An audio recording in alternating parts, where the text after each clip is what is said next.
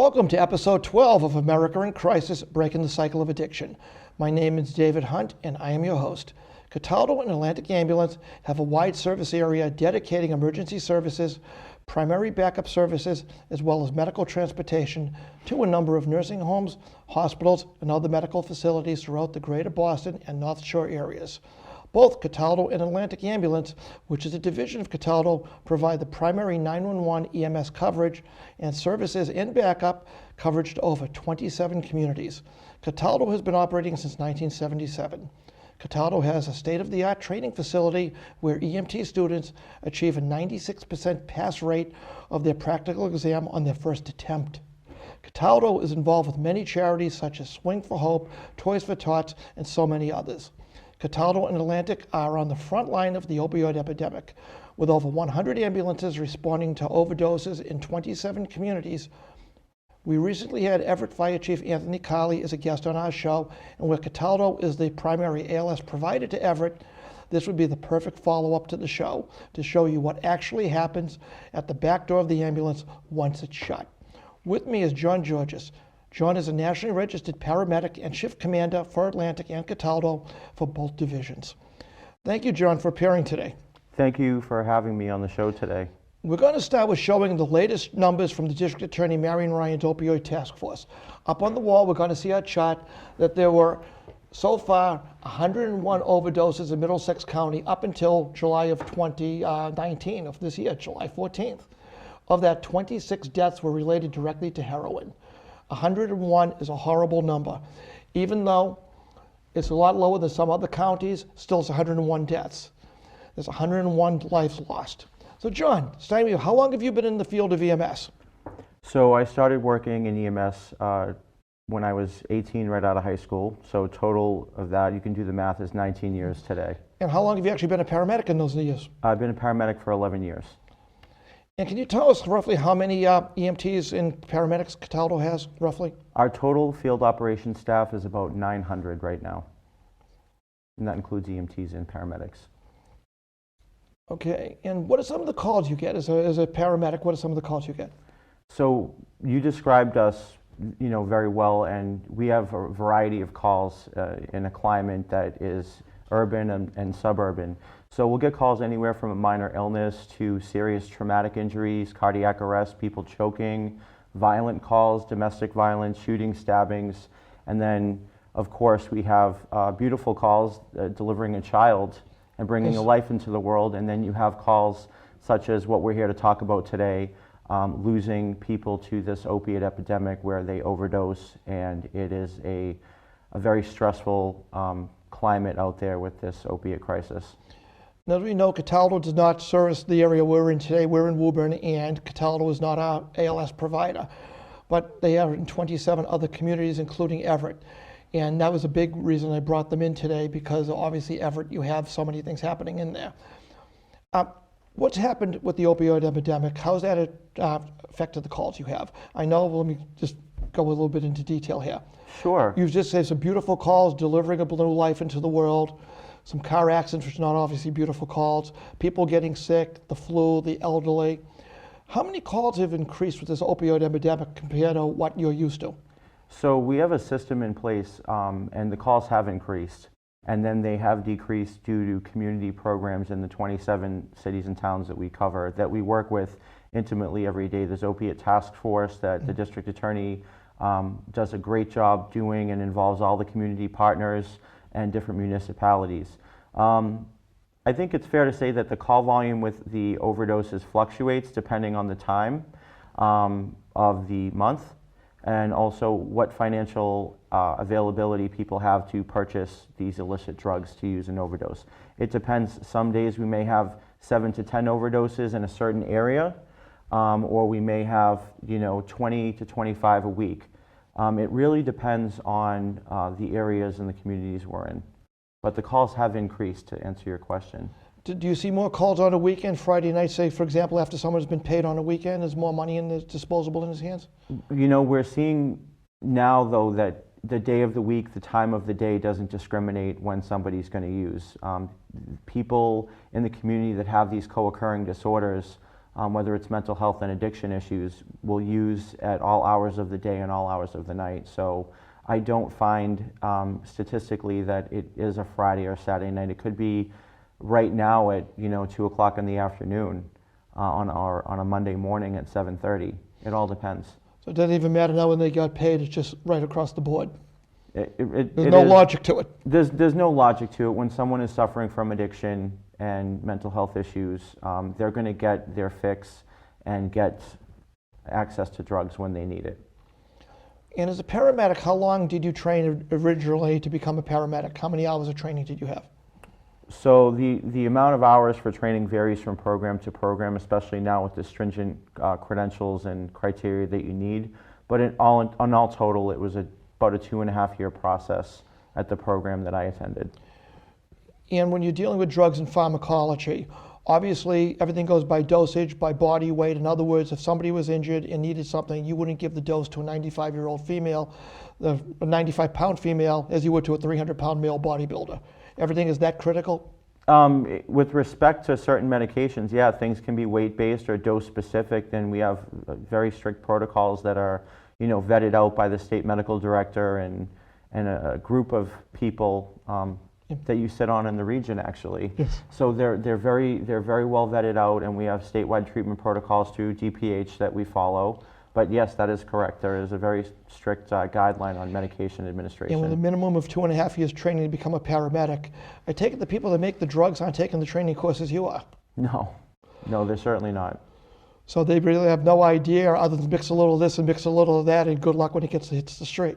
I think, yeah, that's a fair question. I think with illicit drugs, it doesn't really constitute anything that you'd pick up at CVS that you were going to abuse. So there's absolutely no quality control. What I'm buying today from one person could be completely different from another person. Correct. You never know what drug you're going to get. In fact, recently there was an article about 6 months ago that just got pushed out, an advisory from DPH that fentanyl is being laced in cocaine. Yes. So that's a big issue as well for people that may party or in college that go out and use alcohol and decide, hey, I'm getting tired, I want to party tonight, and they're going to use cocaine, and then next we're responding for a party at a home, and there's 2 people that have overdosed because the cocaine they decided to use was laced with fentanyl. And as you know now that they're talking about that, the dealers want a little more of a kick to go to their product. So even on simple marijuana, you think you're buying a simple joint, and that's getting laced with fentanyl. Correct. It's very sad that some of the different drugs that are out there and how they're destroying people's lives in the community. And one big plug that I think, because I think this is something that we could talk about for hours, or we could have a 6-hour show with so many things that are going on with just this crisis. But I think that what I've noticed as a shift commander, a clinical field supervisor, from the calls that we do in all these communities, is that no one is immune. Nobody's immune to this crisis. It doesn't discriminate. Everybody in the communities we serve, in the Commonwealth, in the country, is facing a family member or friend with an addiction issue. Now, no one person can know everything about every drug. On the street, you have different drug names, different nicknames for drugs that are changing with region, from one part of the country to another, even in the neighborhood. You just don't know what these things are. When you ask somebody as an EMT, it's like, what did you take? It's the first question, how much did you take of it? Or he took XYZ, or some drug. They won't even know what it is. There's a new thing out. What's Calvin Klein? I might mean to put you on the spot. Have you even heard of it? Calvin Klein? And I don't mean the guy that designs the underwear on Back to the Future. Unfortunately, I don't. I think that there's a certain age group that comes up with different names from different things. And this is the problem. There could be just in LA, that could be in a different area of town. These terms they're throwing around for this stuff, like Molly and everything else, and GBH, people don't know them. No EMT, no doctor. With all his training and all my training, these names and nicknames that they're putting to these drugs, if someone says, I just took Calvin Klein, I'm like, the guy that designs the suits? I have no idea what it is, but actually I do. And the reason I'm bringing this up is John has had, as he said, 2,000 hours of training originally. That's just to become a paramedic, it's 2,000 hours. To get the drugs, the pharmacology correct. Well, Calvin Klein is the full name of 2 initials, CK. Anyone have a rough idea what CK would be? I'll make it easier. What 2 drugs start with C and start with K? And there's so many of them. I know Oh, you're I'm sure. I mean, you're just right probably off not the gonna- top of my head, I'm thinking cocaine and ketamine. CK, Calvin Klein. What is so bad about mixing ketamine with cocaine? This is your expertise area. So, well, first and foremost, that, cocaine is a stimulant, and it can also create a form of euphoria, just like an opiate would. And ketamine is a sedative hypnotic, and it's got uses now that can be used for pain management, for psychiatric purposes, for sedation. And in the Commonwealth, actually, they've done a study and they've just released ketamine into our ambulances Yes. as a certain controlled medication to ameliorate pain, to make it better without giving somebody an opiate. Now, mixing those two medications at a toxicology standpoint, not just from my 2,000 hours of training, I still continue to learn on the job, even though I'm at a capacity as a field supervisor, and you're learning all these new things. You're mixing a sedative hypnotic with a stimulant, and let alone whatever medications or things that people decide to take, whether they contribute that to you or not, it's kind of canceling each other out. Yes. You're getting a stimulant which could make you high and aggressive, cause an elevated heart rate, and then you're getting a euphoric effect where you're kind of not aware of your surroundings. Correct. And that's going to, decrease your senses and really put you in a vulnerable situation. Very dangerous. And as a paramedic, the state finally allowed paramedics to carry ketamine after all these years. After all the training you've been through, all the years of training and on the job, finally they're allowing you to carry this with a very specific basis, a very specific dosage, with a set of protocols and guidelines that you've got to follow. Yet when a drug dealer makes this, there are no guidelines. There's no quality control. They're not asking, how much does your customer weigh? This stuff is just being made, put into a batch, and good luck. The reason I'm bringing this up, I don't know if anybody read in the paper, saw her on TV last week, a young lady, 17 years old, from Russia. She's a ballerina. Her father's a multi-billionaire, sent her to the US to go to school and to practice her studies. This is the first time I ever heard of CK or Calvin Klein. They mixed it. She's dead. She tried it once. This stuff is so deadly. She died of an overdose the first time she tried it.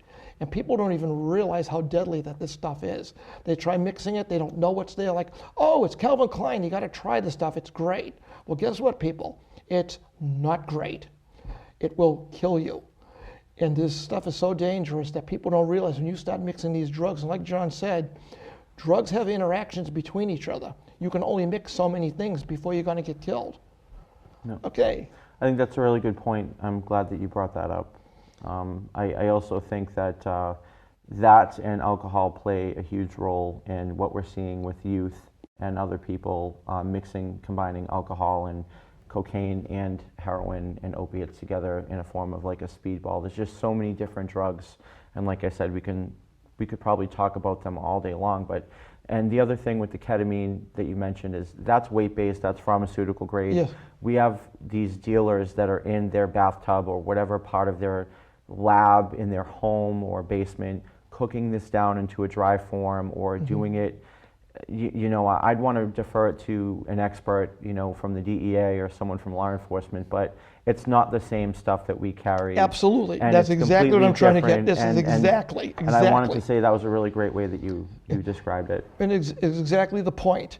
Paramedic, 20 years on the job, 2,000 hours plus training, and he's under strict guidelines how to use this stuff under the safest quality controls you could possibly do for a good patient outcome. And you've got people that are just mixing this stuff in their bathtubs. It's not the same stuff.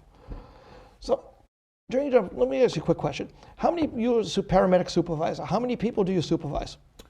On a given day, depending on what incidents are tied up, we could be responsible for covering 5 cities and towns, or I could be covering 10 different cities and towns. So you're looking at sometimes between 60 and 80 people that you have to oversee during a single day.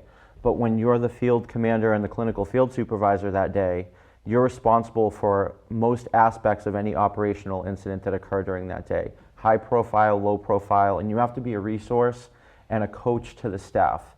You have to motivate them, make sure that they're safe. So it could be, like I said, anywhere from 70 people to 120 people that you're supervising that day. And we also provide not just EMS services. We have our community paramedic program called Smart Care. Yes. And we also transport people with disabilities in chair cars, in wheelchair vans. So if any myriad of things could happen, a patient could assault an employee, a patient could have an incident where they're injured, and we're providing care and something else happens, an ambulance could get into an accident. So you're kind of pulled in many different directions. So you really need to pay attention and triage what you're going to get yourself involved with. And sometimes it could be one call at a time, or you might have to be monitoring 5 or 6 things at a time. So it's a lot to be responsible for. Let me go a quick question. We're going to throw some pictures up on the board. Sure. I'd like you to tell me what's going on in these pictures. Let's check our monitor. What's happening here? Obviously, please don't give me city locations or any names that would identify a patient. What's happening in this picture? So this picture is paramedics preparing to intubate an opiate overdose patient that went into cardiac arrest. And we had a film company come out with us just to show how in-depth and how dangerous this epidemic is, and that it is still a true state of emergency in the Commonwealth. Let alone, but this patient went into cardiac arrest. I'm not sure how strong or how much of the medication they took, but this paramedic here on the left is preparing to intubate this patient. He's not responding right away to Narcan. They have the EKG machine on and the defibrillator pads on, and I believe that in this one photo here, they just delivered a shock to this patient. Okay. I see them breathing from. Just throw a quick warning out there. The following pictures might be a little bit on the graphic side, but there is no blood. We'll let you know if you want to turn away for a couple of seconds when it's safe to turn back and look at the TV. But there's nothing going to be gross. It's just going to be actual calls. Okay, I see an ambu bag on. What's he doing? Describe to our audience, what's he doing with that bag? What's the purpose of it? So just so everybody knows that when the ambulance is called to a home, we're essentially an emergency room on wheels. The advanced life support ambulance, our paramedics, have many medications and many modalities that they can do to resuscitate a patient. This gentleman's clearly not getting up and just walking away and saying, hey, thanks for saving my life. This patient is in a critical situation. He's providing with that bag oxygen to his lungs and to provide oxygen to his vital organs while this paramedic starts an IV, and this one's probably going to prepare to begin chest compressions and circulate blood from the heart to his body. So you see over here we have our monitor with our leads already on the chest. He's breathing from, if people can't even see this, he's got a tube going into this bag, which is actually a tank of oxygen, which the difference is your pure air or oxygen is 100%. The air we're breathing is about 21%. So you're giving him pure oxygen to try to get as much of this man's brain as you can. And it's safe to say you don't know how long he's been without oxygen? Yeah, given that he's outside, I mean, they could have removed him, but again, this is an opiate-related call that resulted from an overdose that caused this gentleman to go into cardiac arrest. So they're doing everything they can to aggressively resuscitate this patient. Okay, we're going to move to our next slide. What's happening in this picture? I see some monitor leads. I see some drugs that have been pushed. What's happening here? Okay, well, so this again is another patient that sustained an opiate overdose. It looks like, they have an IV and they've given him a dose or 2 of Narcan to wake him up, and it looks like they did put the leads on him to go ahead and rule out any other type of maybe, heart issues or conditions that we can identify and treat. One thing I want to say too is that, at Cataldo Ambulance Service and Atlantic Ambulance Service, we're the same company. Okay, and when we deal with the vulnerable population like this, especially with opioidemia and the crisis that we're all actively involved in, these are patients, and our clinicians, they're not just ambulance drivers, our clinicians, our EMTs, our paramedics have such passion for people that we're human first and stigma free. So this guy might have fallen and had a head injury or maybe having a heart issue, and we want to provide him services. So I'm not too sure what's going on other than they have an IV in and they're giving him fluid. It looks like it's a summer day out, he has his shirt off, or they might have had to cut it off. But he could be dehydrated, he could be warm. We don't know if the heat affected his condition, because heat can make medicines Absolutely. so much more With sensitive. the dehydration, Oh absolutely. yeah, it's awful. So with that said, we always take into consideration the human component first, and we put the heroin and the fentanyl and the opiates aside and focus on the patient. You know, to be HIPAA compliant, we don't have this gentleman's face up Absolutely. here, so we want to keep it. We want to keep it focused on the medical emergency, Correct. not just that you are suffering from addiction. So you're there to treat the cause and treat the symptoms and treat the problem. Your job isn't to judge how they got in that condition. No, that would be bias, Absolutely a bias not. differential, and we don't handle our patients like that at all. Okay, I'd like to flip the slide to our next show. Our next slide, please. Okay, that looks familiar.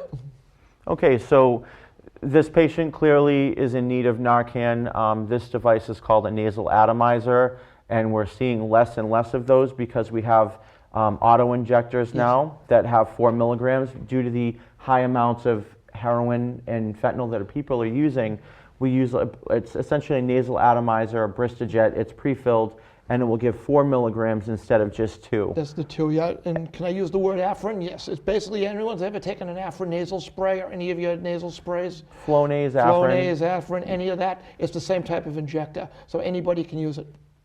Yep. So this is a typical patient receiving nasal Narcan, which is something that we train the community to use to help bystanders all the time.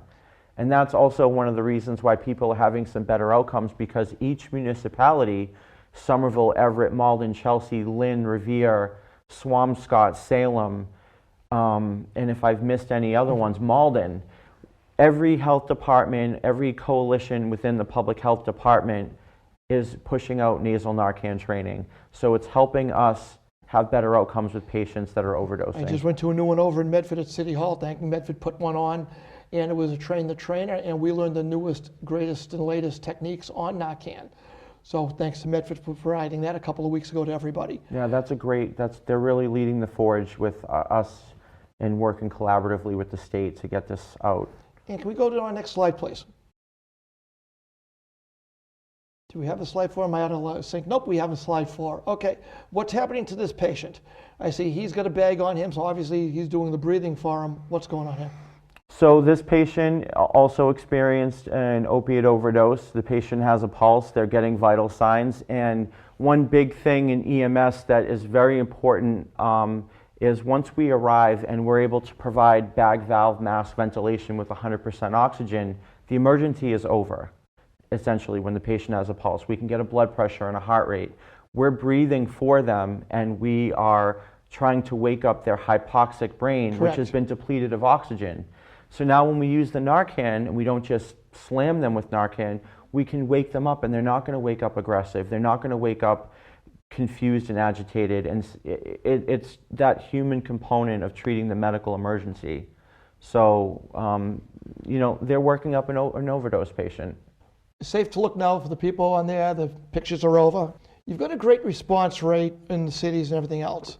Now that you handle Everett, you've got about 20,000 visitors coming to the city. I understand you guys worked extensively with Encore to take on the extra visitors to your city. What can you tell us about all the training? I know Everett Fire did a lot of training with Encore. I know Cataldo was key and instrumental in giving their staff training.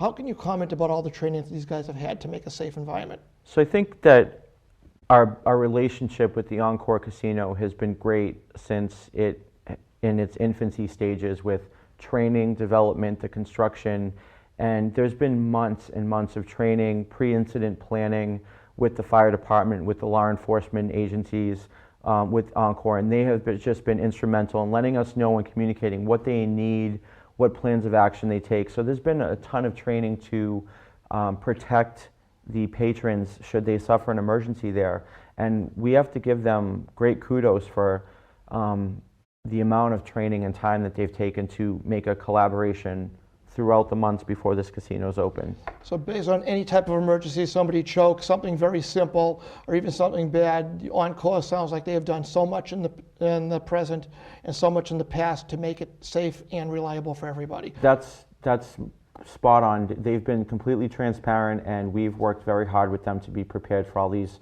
patrons to enjoy and have a safe environment at that establishment. That just sounds like with all the training, I mean, I've seen on TV, I've seen through you guys talking about the amount of training that's gone on there.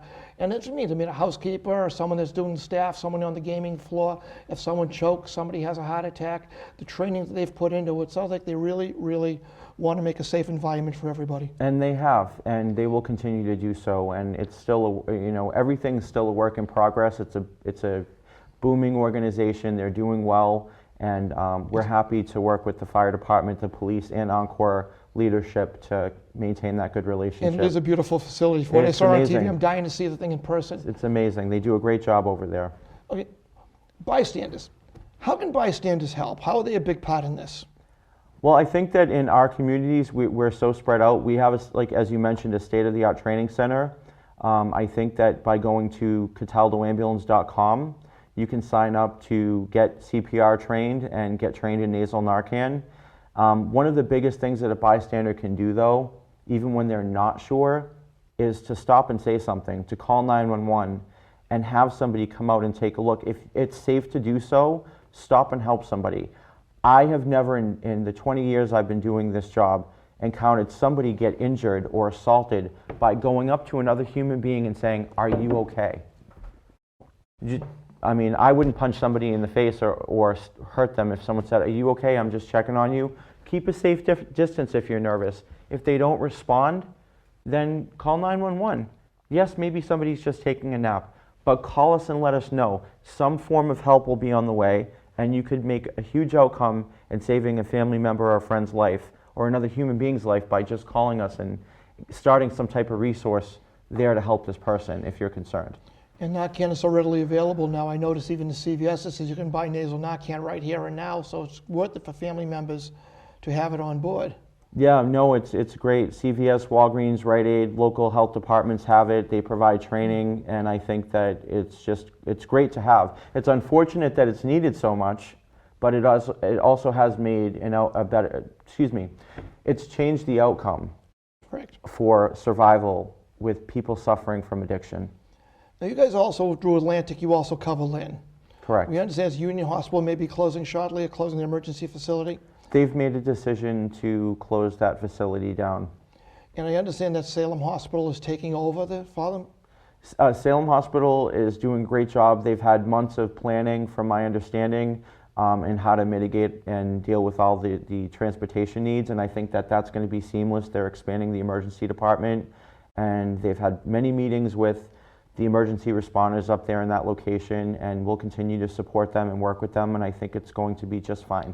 It should be awesome. I mean, Salem has a very, very good reputation as a hospital on the North Shore. Wonderful hospital that's affiliated with partners, and they're expanding their emergency department to handle all the other patients. And we also have other local community hospitals that will be able to handle anything up in that area. We're prepared for it. Awesome. I'm sure that the public will be very happy to know that you're almost getting a better hospital. I mean, Union was good, but you've got Salem Hospital who's on the forefront of everything. Yeah. And that's just great news for there. If the public want to take a training course with Cataldo, what do you have to offer us as the public? So right now at our training center, located in Malden on 25 Eastern Avenue, we offer an in-house EMT program. Mm-hmm. We have CPR and first aid classes.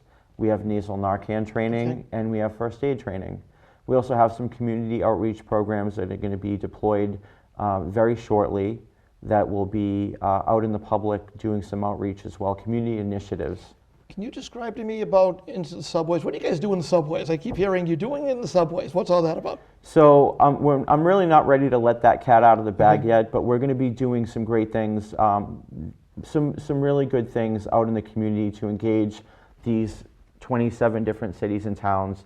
And we're going to start by randomly going out, meeting and greeting the public, and providing some type of training to engage them and let them know that, listen, this is a human being. We need to cut stigma away from everything and stop and help. And we piloted it a few years ago, and it was well received by the public. We had so many people come up and to our stations and get involved and get trained. Even if it's just hands-only CPR and nasal Narcan, there are some amazing human beings out there that want to help another life. And I think if we engage them, stop them, and train them in a short period of time, it's that much more knowledge, which is power, that's going to help them save somebody. I understand supply and demand, obviously, with all the overdoses now that Narcan is getting expensive. But I understand Governor Baker just is getting $500,000 released on a bulk buy program. That's to let the cities that are only going to buy 24 or 48 or 50 or 100 bottles can buy it at a bulk rate at the state for no markup and save everybody by joining together. How's that going to make a huge difference? Well, I think that Governor Baker and the district attorney, Marion Ryan, all of the opiate task force and Governor Baker's leadership have been on top of this from day one since he's come into the office. I mean, when Governor Patrick left, he declared it a state of emergency, and it's continued to be that way for a long time. I think that he's doing great things with pharmaceutical companies buying in bulk, and I think it's going to help to be prepared and make a difference and save lives in the community. It's a rescue drug. It's an antidote drug for an opiate, and there's a huge crisis with it right now, and we need it. So hopefully we won't need it as much soon if people get the help that they need. Now, the big misconception people have is you guys make it look easy. The guy overdoses, he's put on the back of the ambulance. 2 or 3 days later, he's out of the hospital. Hi, guys, I'm home. And it looks so easy, like nothing's happened. It's not easy. I'm going to ask you straight out. I'm going to put you to the test. 25-year-old male overdoses, unwitnessed. He face plants on the ground. A bystander who does not know CPR or anything at least picks up the phone and calls 911. You and your crew are the first on scene. Walk me through what happens. So typically in a situation like that, and I want to let the viewers know, that is the worst day of somebody's life, a family or friend member. When you're calling 911, you're not calling because it's a good day in your life. It's the worst day in your life. So we arrive on scene and we provide life-saving measures like you saw in those images, whether it's to start ventilating, breathing for the patient, providing them oxygen, starting an IV, putting them on the cardiac monitor, administering Narcan or other medication, depending on how severe or how sick the person is. So it requires it's manpower intensive, it's labor intensive to resuscitate another human being. You need resources, you need hands, you need skill, and you still need to communicate with the family, but we also need to make sure that we're safe. There's not still paraphernalia in the area, but it's aggressive depending on, does this person just need ventilatory breathing support? Are they in full cardiac arrest? Okay, so you find me, I've got missing a couple of teeth because I've inhaled them, my mouth is full of blood. There's going to be graphic, guys. Mouth is full of blood, I'm not breathing, and I have no pulse. You've already put me into the ambulance, the door shuts. It's not just a fun little ride to the hospital. What are you going to be doing for me? It's a lot of work. You've just described a very aggressive scenario for me, or a situation, and those type of things do happen. Correct. And I think it's important for the public to know that, trauma occurs during this. So it would require us to clear out the airway using vacuum suction devices, trying to establish an airway, making sure the patient doesn't get blood or fluid in their lungs, which is going to make them sick, trying to get them as much oxygen as we can, because the brain will die without oxygen within 2 minutes.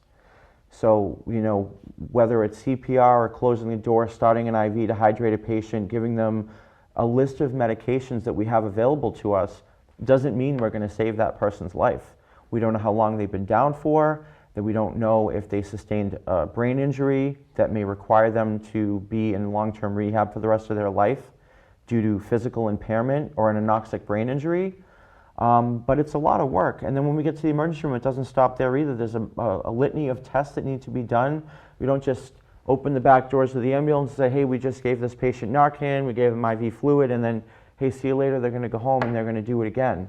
It's a very sad and labor-intensive situation in certain scenarios like you just mentioned. And a lot of times they come out good, and unfortunately a lot of times they don't come out good. No, and there's a lot of bad outcomes. There's a lot of bad outcomes due to this crisis. And I wanted to tell you about one thing that we're using at Cataldo Ambulance that a lot of ambulance service may or may not be, but it's called EMS Anywhere. And it's an app, and we have it programmed. So whenever we have an electronic patient care reporting system, and our senior leadership monitors it, our quality assurance and regulatory department monitors it, anytime we give Narcan or we have an overdose, it uploads and it sends an email to that local area from the Opiate Task Force, and we can monitor trends of Is this the same patient? Have they overdosed? How many times in the last 2 or 3 months? They have people that will go out and follow up with the patient in their home. Is this an indigent person that doesn't have a place to live? And do we need to track them down?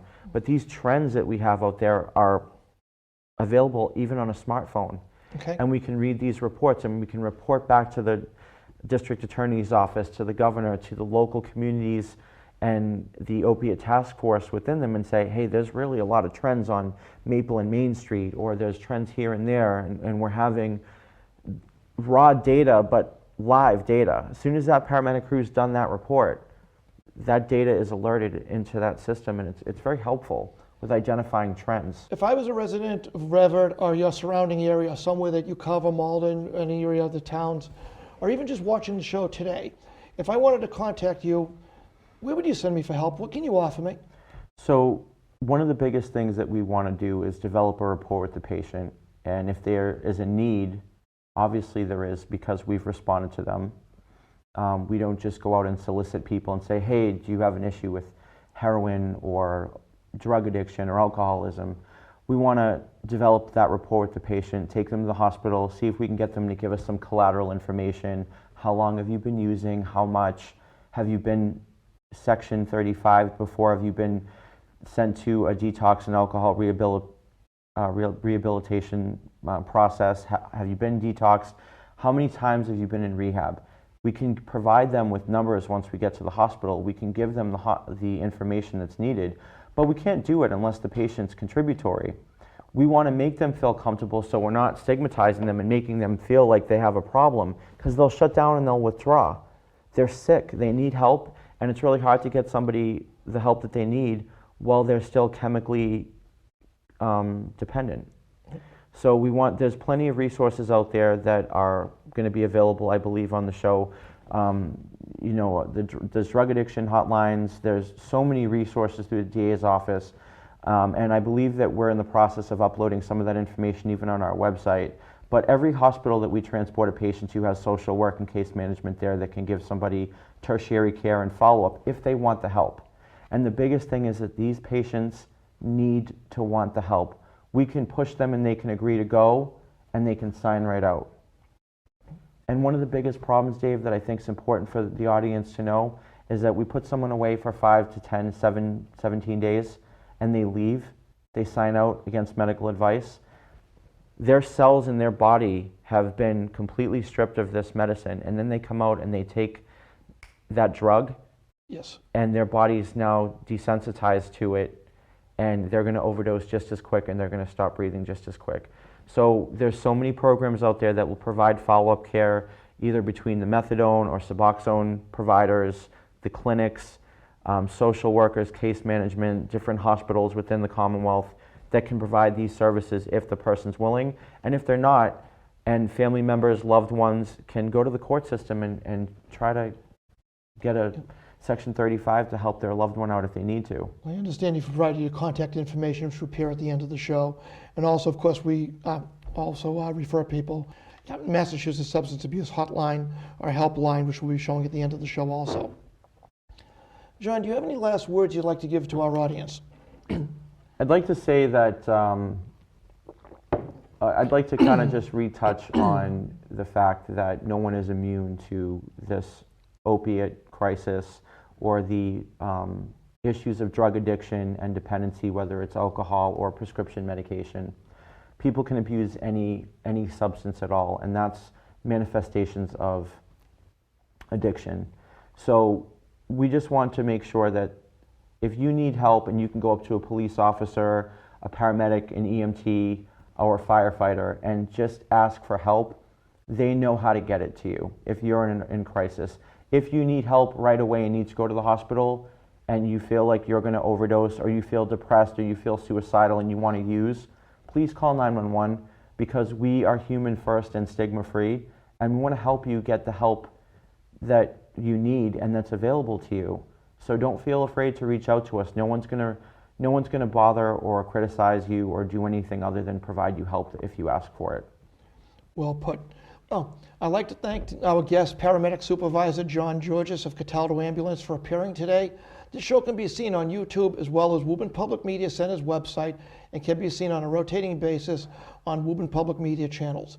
Please share this show with your social media friends and anyone that may benefit. For America in Crisis, Breaking the Cycle of Addiction, my name is David Hunt, and thank you for watching. And of course, thank you to our amazing staff at Woburn Public Media for all the work they do to make not only my show, but every show out here possible. If it wasn't for them, these shows would not be possible. Thank you so much. Thank you, David.